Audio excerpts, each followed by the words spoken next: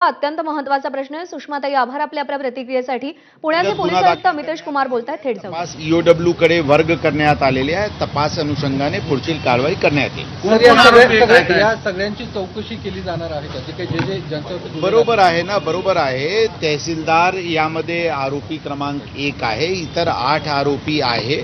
त्याच्याबद्दलची जे गुन्हा दाखल, जे फिर्याद प्राप्त झाला त्याच्या अनुषंगाने गुन्हा दाखल करण्यात आलेली आहे आणि तपास ईओडब्ल्यू कडे वर्ग करण्यात आलेली आहे। त्याबद्दल टिप्पणी सध्या करणे संयुक्तिक नाही आहे। जे फिर्याद प्राप्त झालेले आहे त्या अनुषंगाने गुन्हा दाखल करण्यात आलेली आहे। तपास अनुषंगाने त्याबद्दल पुढची टिप्पणी करता येईल। मीडिया कंपनीचं नाव या खडकच्या तक्रारीमध्ये आहे का? त्या एफआयआर मध्ये बरोबर आहे ना, ती एफआयआर ते ऑलरेडी पब्लिक डॉक्युमेंट आहे, ते आपल्याला कल्पना आहे। तर त्याबद्दलची जे फिर्याद प्राप्त झाली होती त्या अनुषंगाने गुन्हा दाखल करण्यात आला। चौकशी होणार का संचालकांची? मीडिया कंपनीचे संचालकांची जे काही यामध्ये ज्यांचे संबंध असतील सखोल तपास ऑलरेडी मी सांगितले ईओडब्ल्यू कडून होत आहे।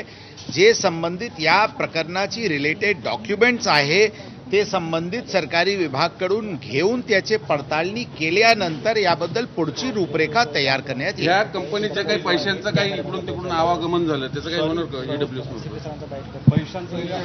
पैशांचं काही आवागमन झालंय? मी सांगितले दुसऱ्या विभागाने त्याबद्दल चौकशी अनुषंगाने आमच्याकडे फिर्याद दिलेली आहे।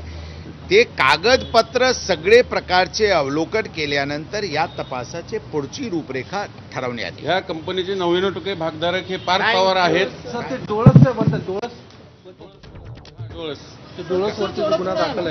काल ते त्या प्रकरणात अंदाजन 14 कोटी रुपयाची फसवणूक बद्दलचे गुन्हा दाखल करण्यात आलेले आहे।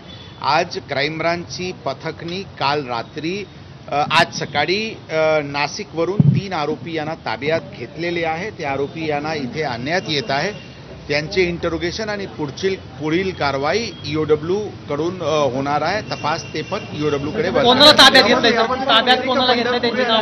जे 3 आरोपी एफआयआर मध्ये नमूद होते त्यापैकी 3 आरोपी यांना ताब्यात घेण्यात आलेले आहेत। नाव ऑलरेडी एफआयआर मध्ये आहे।